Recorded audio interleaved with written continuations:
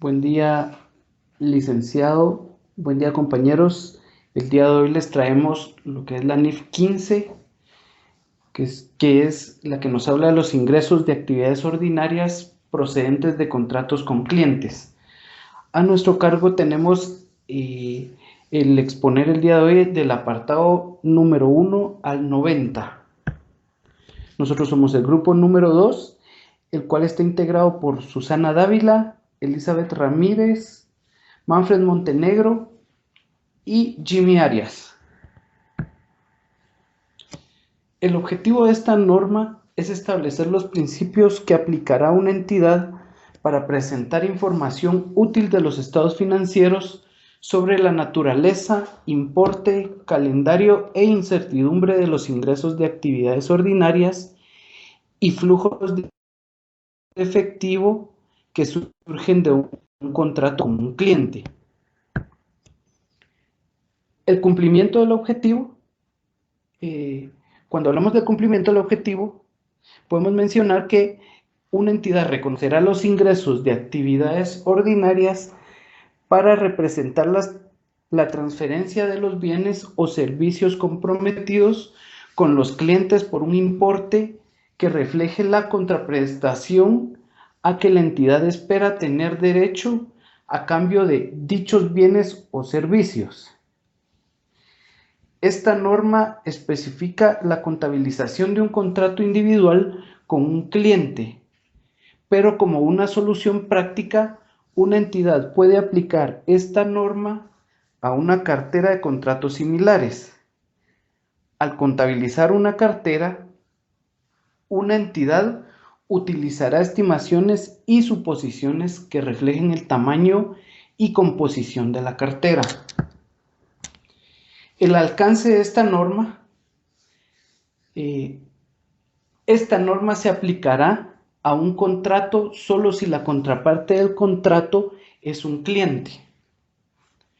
Una contraparte del contrato no sería un cliente si, por ejemplo, ha contratado con la entidad participar en una actividad o proceso en el que las partes del contrato comparten los riesgos y beneficios que resulten de dicha actividad o proceso en lugar de obtener el producido de las actividades ordinarias de la entidad. Esta norma también tiene excepciones, ¿verdad? Como por ejemplo, contratos de arrendamiento dentro del alcance de la NIF 16, que es la NIF de arrendamientos.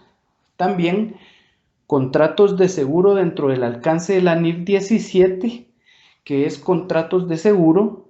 No obstante, una entidad puede elegir esta norma a contratos de seguro que tienen como propósito principal la prestación de servicios a una comisión fija de acuerdo con el párrafo 8 de la NIF 17.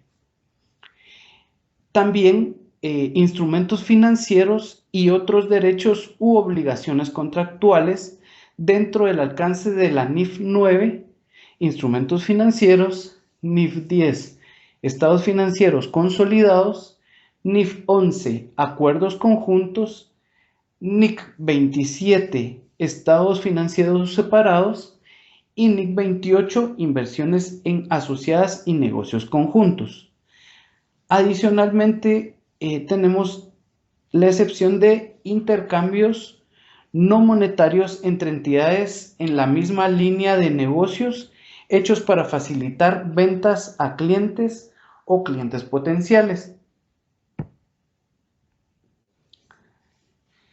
La norma también nos indica cómo poder identificar un contrato y la norma nos indica que se contabilizará un contrato con un cliente de esta norma solo cuando se cumplan todos los criterios de los cuales les voy a hablar a continuación.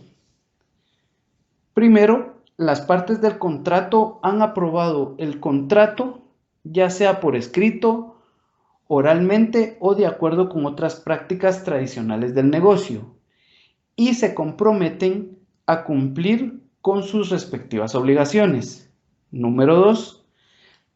La entidad puede identificar los derechos de cada parte con respecto a los bienes o servicios a transferir.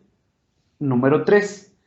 La entidad puede identificar las condiciones de pago con respecto a los bienes o servicios a transferir. Número 4. La entidad tiene fundamento comercial y se espera que el riesgo, calendario o importe de los flujos de efectivo futuros de la entidad cambien como resultado del contrato. Número 5.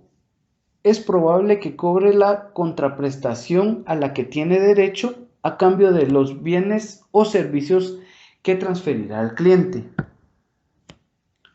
Adicionalmente, la norma nos indica que un contrato es un acuerdo entre dos o más partes que crea derechos y obligaciones exigibles. Los contratos pueden ser escritos, orales o estar implícitos en las prácticas tradicionales del negocio de una entidad. Las prácticas y procesos para establecer contratos con los clientes varían entre jurisdicciones legales, sectores industriales y entidades.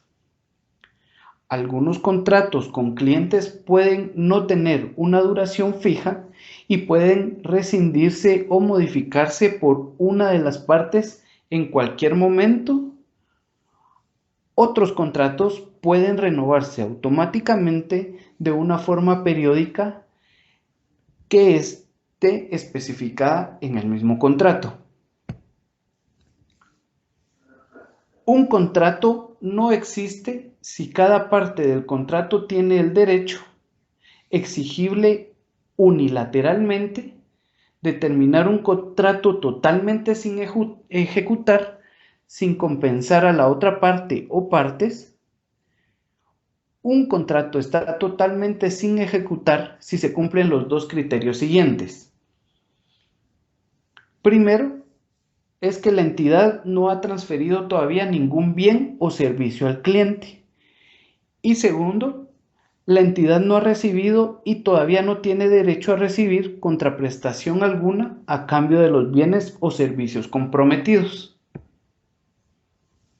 También la norma nos hace mención de la combinación de contratos y se refiere a que una entidad combinará dos o más contratos realizados aproximadamente al mismo tiempo con el mismo cliente o con partes relacionadas del cliente y contabilizará los contratos como uno único, si se cumplen algunos de los siguientes criterios.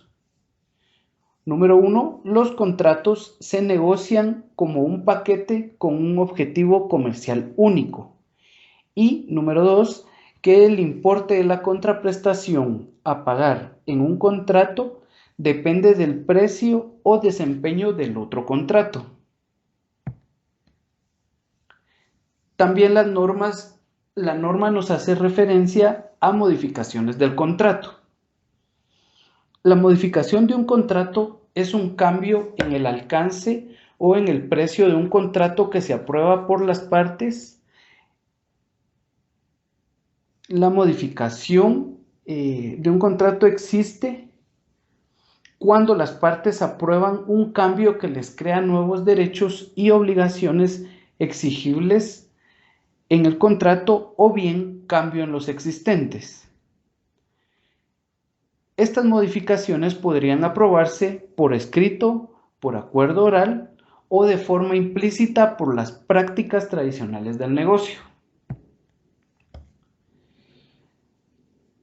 Una entidad contabilizará la modificación de un contrato como un contrato separado si se presentan las siguientes condiciones: que el alcance del contrato se incremente debido a la incorporación de bienes o servicios comprometidos que son distintos, y el precio del contrato se incrementa por un importe de la contraprestación que refleja los precios de venta independientes de la entidad de los bienes o servicios comprometidos adicionales y cualquier ajuste apropiado a ese precio para reflejar las circunstancias de un contrato específico. Identificación de las obligaciones de desempeño. Al comienzo del contrato, una entidad evaluará los bienes o servicios comprometidos en un contrato con un cliente e identificará como una obligación de desempeño cada compromiso de transferir al cliente un bien o servicio o un grupo de bienes o servicios que es distinto, una serie de bienes o servicios distintos que son sustancialmente iguales y que tienen el mismo patrón de transferencia al cliente. Ahora los dejo con mi compañera Elizabeth. Para continuar con nuestro tema y terminar el énfasis sobre la identificación de las obligaciones de desempeño, tenemos que también tomar en cuenta que hay una serie de bienes y servicios distintos que tienen el mismo patrón de transferencia al cliente. En este caso, se cumplen los siguientes criterios. Cada bien o servicio distinto en la serie que la entidad se compromete a transferir al cliente, en este caso cumplirá los criterios del párrafo 35 de la norma, y esta debe ser una obligación de desempeño satisfecha a lo largo del tiempo. Y por otro punto tenemos que, de acuerdo a los párrafos 39 y 40, el mismo método se utilizará para medir el progreso de la entidad hacia la satisfacción completa de las obligaciones de desempeño de transferir cada bien o servicio, ya sea distinto a la serie del cliente. Y con relación a los compromisos en contratos con los clientes, dice que un contrato con un cliente generalmente señala de forma explícita los bienes o servicios que la entidad se compromete a transferirle a un cliente, y las obligaciones de desempeño no incluyen aquellas actividades que una entidad debe llevar a cabo para cumplir con el contrato, a menos que dichas actividades transfieran ya sea un bien o un servicio al cliente. ¿Qué ejemplo podemos dar? Cuando un suministrador de servicios puede necesitar, en este caso, realizar varias tareas administrativas para establecer el contrato. La realización de dichas tareas no transfieren ningún servicio al cliente a medida que se van realizando. Es por ello que dichas tareas para establecer el contrato no son obligaciones de desempeño.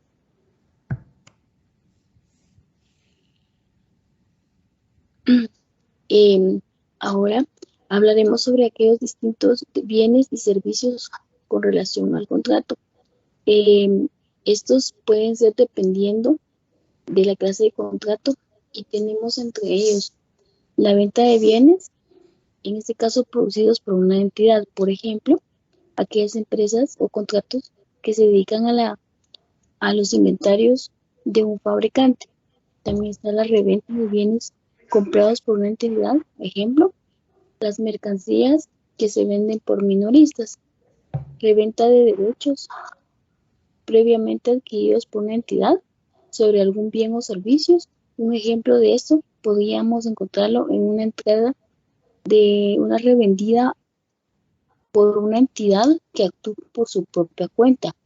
En este caso, hace mención hacia los párrafos B34 y B38 de esta norma.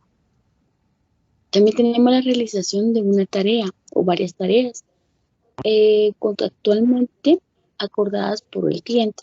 También tenemos aquel suministro de un servicio o disponibilidad permanente para proporcionar bienes o servicios. En el ejemplo podemos ver aquellas actualizaciones no especificadas de programas, en este caso informáticos, que se proporciona por el momento en que están disponibles, o de poner a disposición a bienes o servicios para un cliente para utilizarlos como, y en este caso cuando, el cliente decide.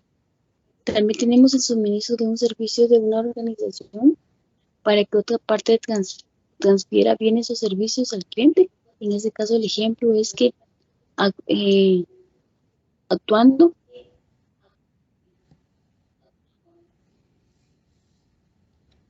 que se describe siempre en el párrafo B34 y B38 de esta norma.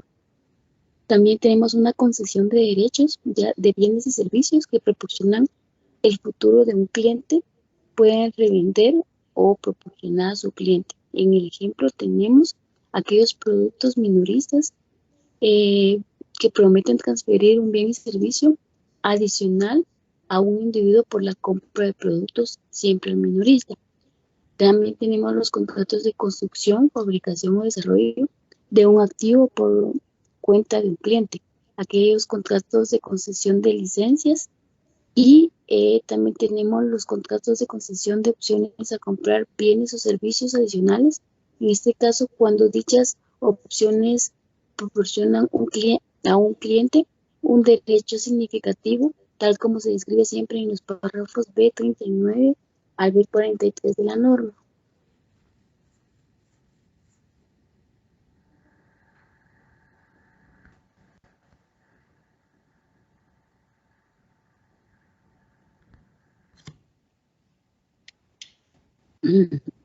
Tenemos que también ver la parte de las satisfacciones de las obligaciones de desempeño.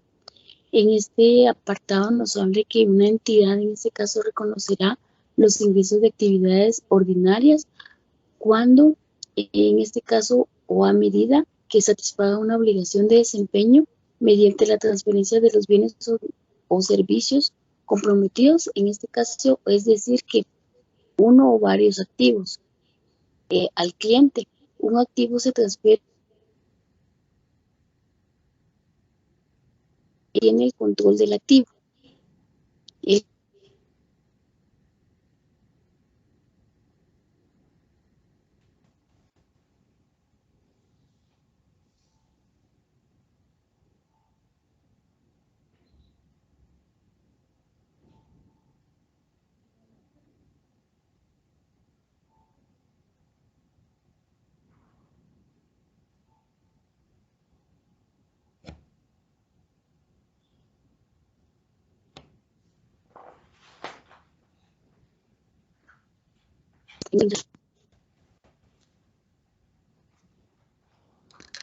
En este caso, el control del activo hace referencia a la capacidad para digerir el uso del activo y obtener sustancialmente todos aquellos beneficios restantes. El control incluye, en este caso, la capacidad de impedir que otras entidades dirijan el uso del activo y obtengan sus beneficios. Los beneficios del activo son los flujos de efectivo potenciales, ya sea entradas de ahorro o salidas de recursos, que pueden en este caso obtenerse directamente o indirectamente de muchas formas, como mencionamos a continuación. Primero tenemos el uso del activo para poder producir ya sea bienes o prestar servicios, en este caso incluyendo aquellos servicios al público. Segundo, el uso del activo para mejorar el valor de los otros activos. También tenemos el uso del activo para liquidar pasivos y reducir gastos. También está la venta o intercambio de los activos, la ignoración del activo para garantizar aquellos préstamos y la conservación del activo.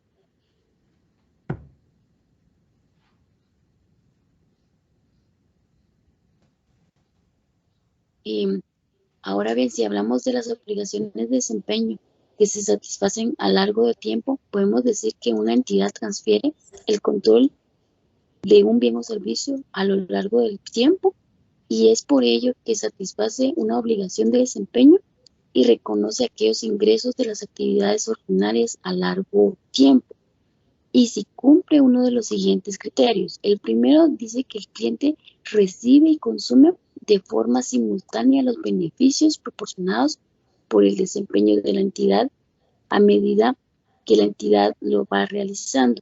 También tenemos el desempeño de la entidad que crea una mejora en el activo. Por ejemplo, el trabajo en el progreso, que el cliente en este caso controla aquella medida que crea en este caso la mejora. Y el desempeño de la entidad no crea un activo con uso alternativo para la entidad. Y la entidad tiene aquel derecho exigible al pago por el desempeño que haya completado hasta la fecha.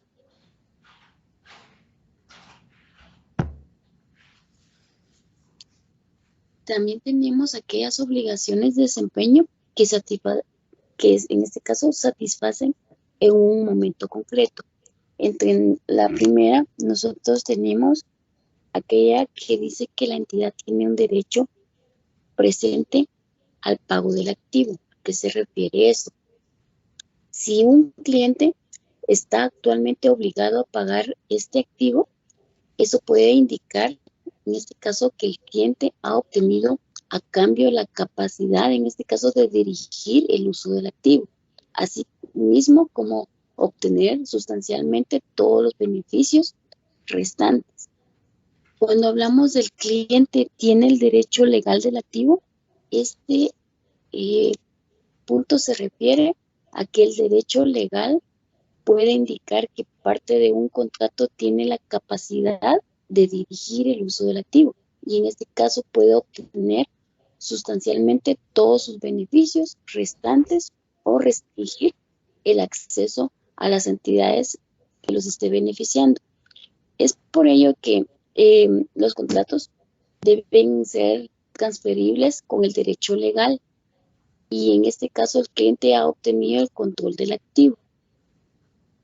Cuando hablamos de la entidad que ha transferido la posesión física del activo, esta se refiere más que todo a aquella posesión física del cliente de un activo para indicar que el cliente tiene, en este caso, la capacidad de poder dirigir el uso del activo y obtener sustancialmente todos los beneficios restantes, como lo hablábamos en el primer inciso. Entonces, en este caso, algunos ejemplos que podemos obtener ahí es una recompra y algunos acuerdos de depósito. Un cliente consignatario, en este caso, puede tener la posesión física del activo que controla la entidad. También tenemos el cliente tiene los riesgos y recompensas significativas de la propiedad del activo. ¿A qué se refiere este punto? Dice que la transferencia de aquellos riesgos y recompensas significativos en los contratos de la propiedad de un activo, el cliente puede en este caso indicar que ha obtenido la capacidad siempre de dirigir el activo y obtener sustancialmente sus beneficios restantes. Pero sin embargo, al evaluar los riesgos y recompensas de la propiedad del activo comprometido, una entidad excluirá los riesgos del lugar o la obligación de desempeñar en esta parte por separado. Y también tiene que tomar en cuenta de que la obligación de desempeño a transferir del activo es en este caso dirigida por el cliente. Y por último tenemos el cliente ha aceptado el activo. Esta se refiere que la aceptación del cliente puede indicar que ha obtenido la capacidad siempre de dirigir el uso del activo y obtener sustancialmente todos sus beneficios. Para evaluar, efectúa una cláusula contractual de una aceptación del cliente sobre cuando se transfiere el control del activo por completo. Estas son las obligaciones de desempeño que en este caso van satisfaciendo un momento concreto. La siguiente, por Ahora bien, si hablamos de la medición del progreso hacia la satisfacción completa de una obligación de desempeño, primero dice que tiene el objetivo para poder medir el progreso es representando en este caso el desempeño de una entidad al transferir el control de los bienes o servicios comprometidos con el cliente, es decir, la satisfacción de una obligación de desempeño de una entidad. Y tomando en cuenta que la entidad aplicará este método único para poder medir el progreso de cada obligación de desempeño, es satisfecha a lo largo del tiempo y lo aplicará de forma congruente en las obligaciones de desempeño similares y en las circunstancias parecidas. Al final de cada periodo de presentación, una entidad medirá nuevamente su progreso hacia el cumplimiento completo de la obligación de desempeño que es satisfecha a lo largo del tiempo.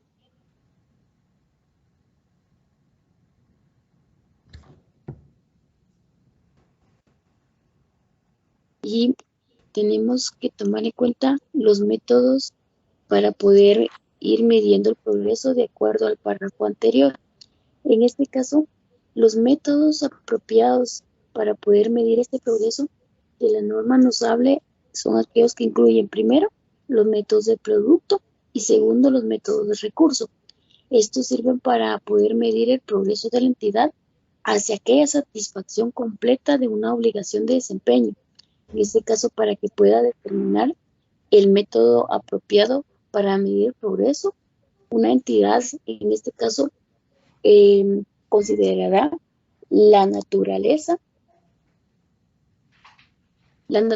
del bien o servicio que se comprometió a transferir al cliente. Y al aplicar estos dos métodos, tiene que tomar en cuenta que la entidad concluirá los bienes, o en este caso, o servicios que para los cuales va a transferir el control del cliente, va a transferir al control del cliente en este caso, o por lo contrario, una entidad incluirá la medida del progreso de los bienes o servicios por lo que transfiere el control al cliente para que éste pueda satisfacer la obligación de desempeño. Los dejo con mi siguiente compañera Susan. Continúo hablándoles sobre la medición. A medida que una obligación de desempeño se satisface, una entidad reconocerá como ingresos de actividades ordinarias el importe del precio de la transacción, que incluye las estimaciones de las contraprestaciones variables que están limitadas de acuerdo a los párrafos 56 al 58 que se asignan en esta obligación de desempeño. Determinación del precio de la transacción. Una entidad considerará los términos del contrato y sus prácticas adicionales del negocio para determinar el precio de la transacción. El precio de la transacción es el precio o el importe de la contraprestación a la que una entidad espera tener derecho a cambio de transferir los bienes o servicios, excluyendo los importes en nombre de terceros. Por ejemplo, algunos impuestos sobre las ventas, la contraprestación que se compromete en contrato con un cliente. La naturaleza, calendario e importe de la contraprestación a que se ha comprometido el cliente afecta a la estimación del precio de la transacción. Al determinar el precio de la transacción, una entidad considerará los efectos de los siguientes aspectos: contraprestación variable, limitaciones de las estimaciones de la contraprestación variable, existencia de un componente de financiación significativo en el contrato, contraprestaciones distintas al efectivo, contraprestaciones por pagos a realizar al cliente, entre otras. Contraprestación variable. Si la contraprestación comprometida en un contrato incluye un importe variable, una entidad estimará el importe de la contraprestación a la cual la entidad tendrá derecho a cambio de transferir los bienes o servicios comprometidos con el cliente. El importe de la contraprestación puede variar debido a descuentos, devoluciones, reembolsos, créditos, reducciones de precios, incentivos, primas de desempeño, penalizaciones u otros elementos similares. La contraprestación acordada puede también variar si el derecho de una entidad a recibirla depende de que ocurra o no un suceso en el futuro. La variabilidad relacionada con la contraprestación comprometida por un cliente puede señalarse de forma explícita. El cliente puede señalarse en el contrato. Además de los términos del contrato, la contraprestación acordada es variable si existen alguna de las siguientes circunstancias. El cliente tiene una expectativa válida que surja de las prácticas tradicionales de negocios, políticas publicadas o declaraciones específicas de una entidad que la aceptará. Otros hechos y circunstancias que indican que la intención de la entidad al realizar el contrato con el cliente es la de ofrecerle una reducción de precio. Una entidad estimará un importe de contraprestación variable utilizando alguno de los siguientes métodos, dependiendo del método que la entidad espere que prediga mejor el importe de contraprestación al que tendrá derecho. Por ejemplo, el valor esperado en la suma de importes ponderado según su probabilidad en un rango de importe de contraprestaciones posibles. Un valor esperado puede ser una estimación apropiada de un importe al contraprestación variable si una entidad tiene un gran número de contratos. El importe más probable es el importe individual, más probable en un rango de importes de contraprestaciones posibles, es decir, el desenlace individual más probable del contrato. El importe más probable puede ser una estimación apropiada del importe de la contraprestación variable si el contrato tiene solo dos desenlaces posibles. Por ejemplo, una entidad logra una prima de desempeño o no la logra. Una entidad aplicará un método de forma congruente o todo el contrato al estimar el efecto de una incertidumbre sobre el importe de la contraprestación variable a la que tendrá derecho a la entidad. Además, una entidad considerará toda la información histórica actual y pronosticada que esté razonablemente disponible para la entidad e identificará un número razonable de importes de contraprestación posibles. Pasivos por reembolsos. Una entidad reconocerá un pasivo por reembolso si la entidad recibe contraprestaciones de un cliente y espera reembolsarle toda o parte de la contraprestación. Un pasivo por reembolso se mide al importe de la contraprestación recibida o recibir a la cual la entidad no espera tener derecho. Es decir, los importes no incluidos en el precio de la transacción, el pasivo por reembolso y el cambio correspondiente en el precio de la transacción, y por ello el pasivo del contrato se actualizará al final de cada periodo de la prestación para tener en cuenta los cambios en las circunstancias para contabilizar un pasivo por reembolso relacionado con una venta con derecho o devolución. Limitaciones de las estimaciones de la contraprestación variable. Una entidad incluirá en el precio de la transacción todo o parte del importe de la contraprestación variable estimada de acuerdo con el párrafo 53, solo en la medida que sea altamente probable que no ocurra una reversión significativa del importe del ingreso de actividades ordinarias acumulado, reconocido cuando posteriormente se resuelva la incertidumbre sobre la contraprestación variable.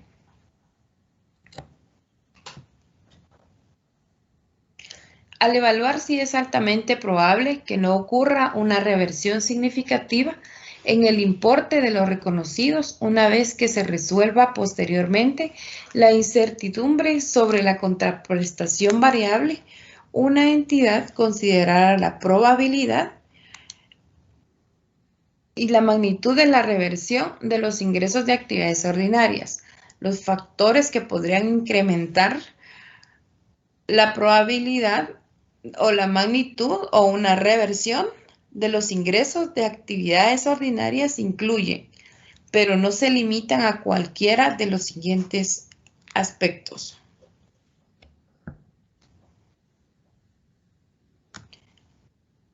El importe de la contraprestación es altamente sensible a factores que están fuera de la influencia de la entidad. Dichos factores pueden incluir la volatilidad en un mercado, el juicio a las acciones de terceros, las condiciones climatológicas y un alto riesgo de obsolescencia del bien o servicio comprometido. La incertidumbre sobre el importe de la contraprestación no se espera que se resuelva durante un largo periodo de tiempo.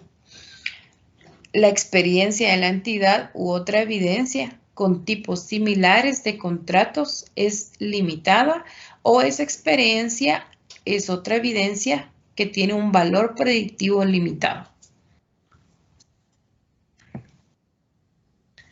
Nueva evaluación de la contraprestación variable.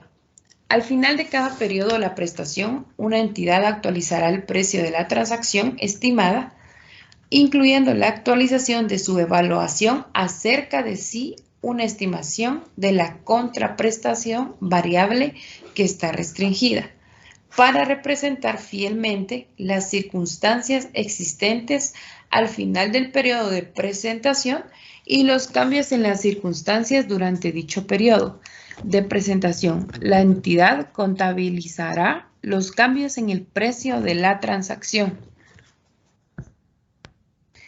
Existencia de un componente de financiación significativo en el contrato.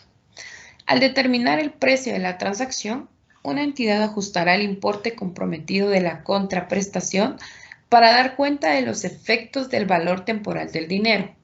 Si el calendario de pagos acordado por las partes del contrato explícita o implícitamente proporciona al cliente o a la entidad un beneficio significativo de financiación de la transferencia de bienes o servicios al cliente. El objetivo de ajustar el importe que se ha comprometido en la contraprestación para dar cuenta a un componente de financiación significativo es que una entidad reconozca los ingresos de actividades ordinarias por un importe por los bienes o servicios comprometidos. Si hubiera pagado en efectivo, son por dichos bienes o servicios cuando se transfiera al cliente. La diferencia, si la hubiera, entre el importe de la contraprestación acordada y el precio de venta en efectivo de los bienes o servicios comprometidos, y el efecto combinado de el periodo de tiempo esperado entre el momento en que la entidad transfiere los bienes o servicios comprometidos con el cliente y el momento en que el cliente paga por dichos bienes o servicios, y la tasa de interés dominantes son el mercado correspondiente. Como solución práctica, una entidad no necesita ajustar el importe que se ha comprometido como contraprestación para dar cuenta de los efectos de un componente de financiación significativos. La entidad espera, al comienzo del contrato, que el periodo entre el momento en que la entidad transfiere un bien o servicio comprometido con el cliente y el momento en que el cliente paga por ese bien o servicios sea de 1 año o menos. Los dejo con mi compañero Manfred, que continuará.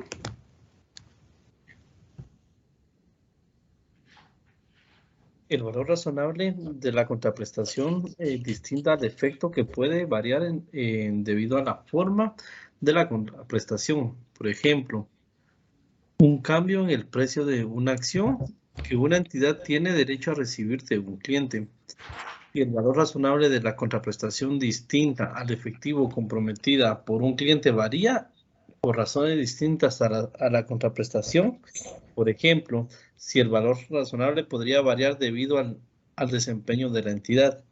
Si el cliente aporta bienes o servicios, por ejemplo, aportaría como materiales, equipo o empleados para facilitar a una entidad el cumplimiento del contrato.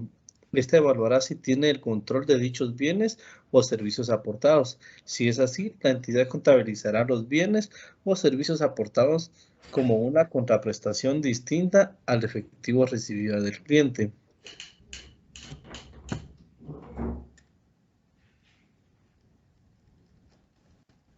Siguiente, por favor.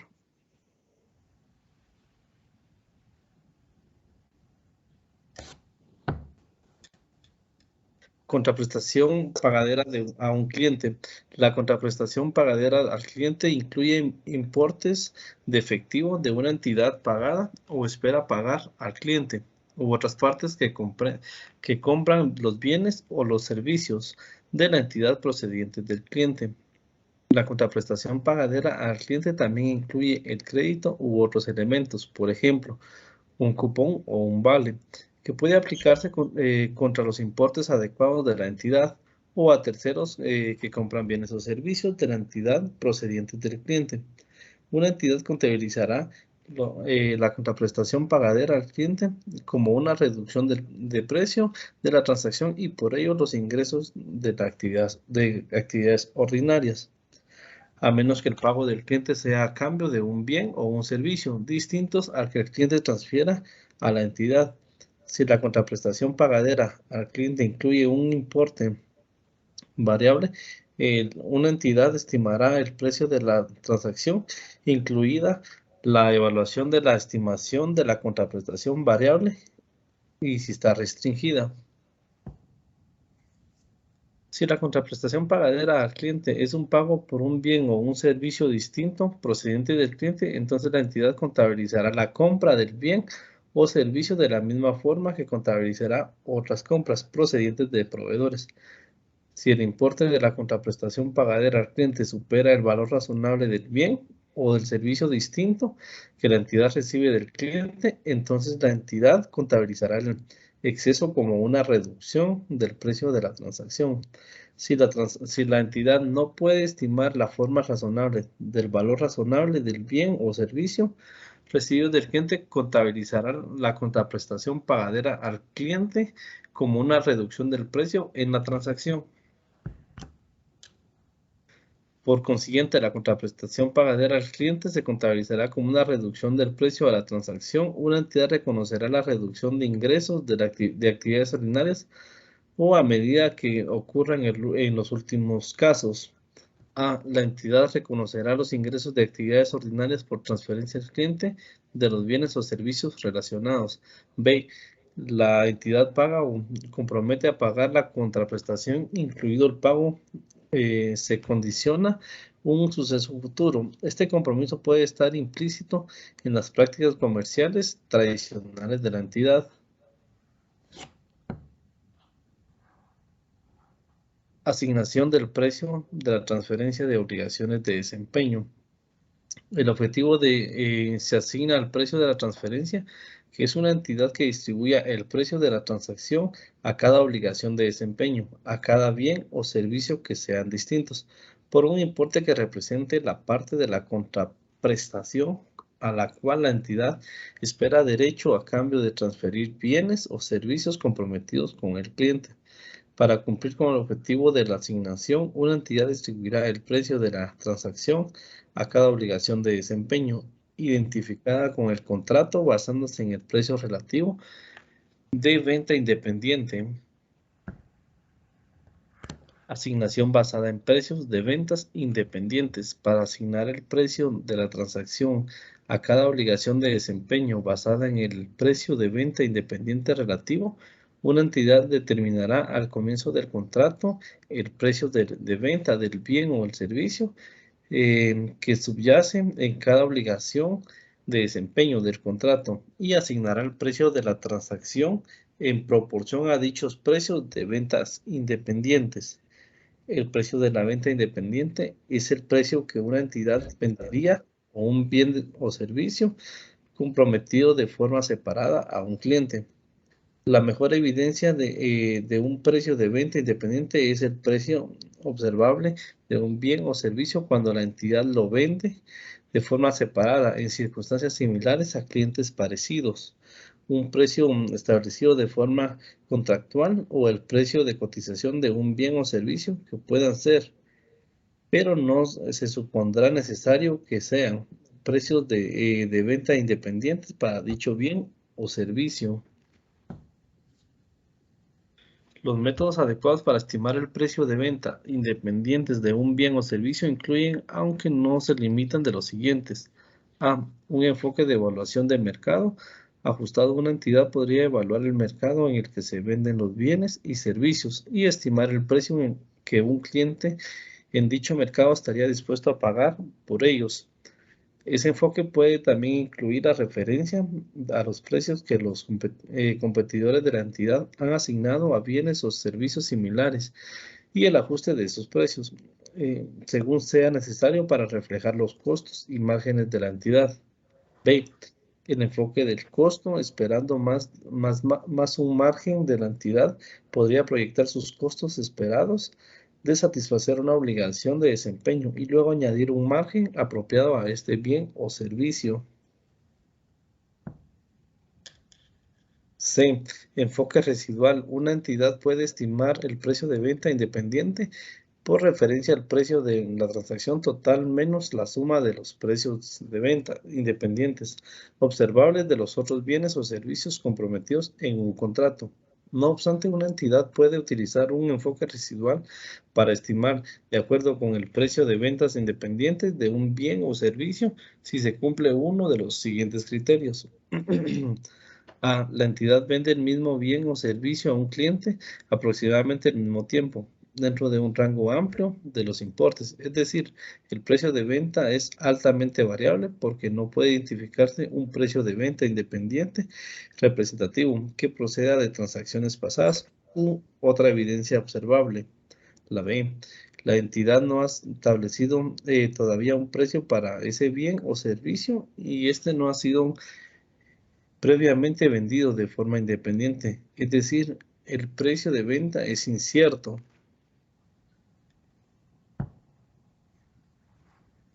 Asignación de un descuento.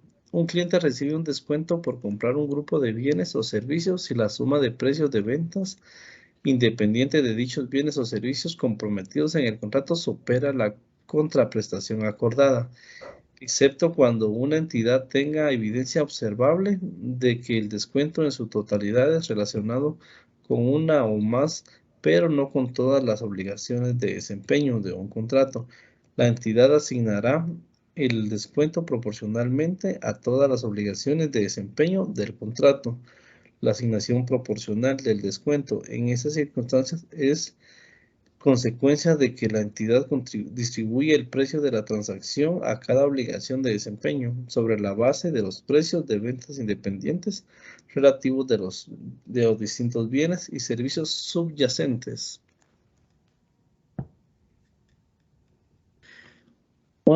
Una entidad asignará un descuento en su totalidad a una o más, pero no a todas las obligaciones de desempeño del contrato si cumplen con los siguientes criterios. A. Vende regularmente cada bien o servicio distinto o a cada grupo de bienes o servicios distintos del contrato de forma independiente. B. La entidad también vende regularmente de forma independiente un grupo o grupos de algunos de esos bienes o servicios con un descuento sobre los precios de venta independientes de los bienes o servicios en cada grupo. C. El descuento atribuible a cada grupo de bienes o servicios es sustancialmente el mismo que el descuento del contrato y un desglose de los bienes o servicios de cada grupo proporciona evidencia observable de la obligación de desempeño u otras obligaciones de desempeño, a la cual pertenece el descuento total del contrato. Asignación de la contraprestación variable. La contraprestación variable que se compromete en un contrato puede atribuirse al contrato en su totalidad o a una parte específica del mismo, de cualquiera de las siguientes formas. A. A una o más, pero no a todas las obligaciones de desempeño del contrato. B. A uno o más, pero no a todos los bienes o servicios distintos comprometidos en una serie de bienes o servicios distintos que forman parte de una obligación de desempeño única. Por ejemplo, la contraprestación que se ha comprometido para el segundo año de un contrato de servicio de limpieza de 2 años se incrementará sobre la base de los movimientos de un índice de inflación específico. Cambios en el precio de la transacción. Después del comienzo del contrato, el precio de la transacción puede cambiar por varias razones, incluida la resolución de sucesos inciertos u otros cambios en circunstancias que modifiquen el importe de la contraprestación a la que la entidad espera tener un derecho a cambio de bienes o servicios comprometidos. Una entidad asignará a las obligaciones de desempeño del contrato los cambios posteriores en el precio de las transacciones sobre la misma base que al comienzo del contrato. Por consiguiente, una entidad no reasignará el precio de la transacción para reflejar los cambios en los precios de ventas independientes después del inicio del contrato. Los importes asignados a una obligación de desempeño satisfechas se reconocerán como ingresos de las actividades ordinarias o como una reducción de los ingresos de las actividades ordinarias en el periodo en el que el precio de la transacción cambie. Así damos por concluida esta exposición, compañeros. Licenciado, gracias por la atención.